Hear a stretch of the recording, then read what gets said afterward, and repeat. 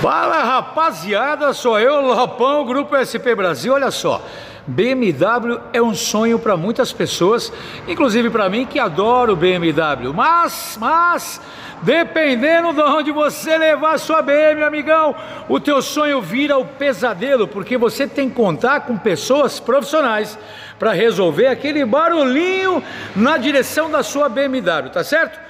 Se os concorrentes comentarem embaixo, descarta, porque a inveja é grande, porque o Lopão resolve. Assiste esse vídeo que é da hora.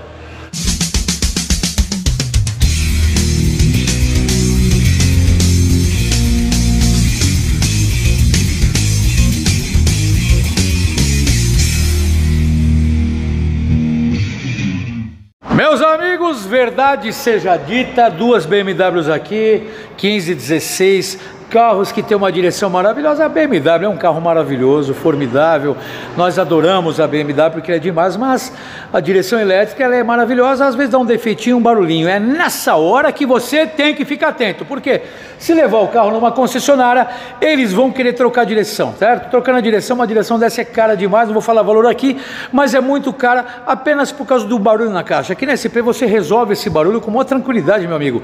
Eu quero convidar a você a fazer isso. Vem fazer um diagnóstico comigo. Agora, não obstante a isso, muitas vezes o barulho pode ser na bilheta, no terminal, no braço axial, e é aí, meu amigo, que mora o perigo. Por quê?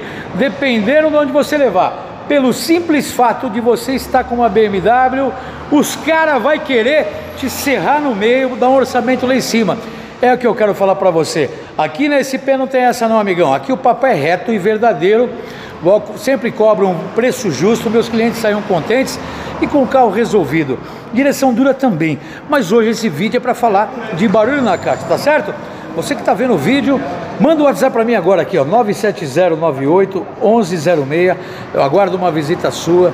Vem aqui na SP e fala: Lopão, ouvi o vídeo, você falou que vai dar um desconto. Olha aqui, pode vir que entra X6, X5, X3, X1. Vem para cá, barulho na caixa é comigo, pode vir que eu resolvo, vem, pode conferir.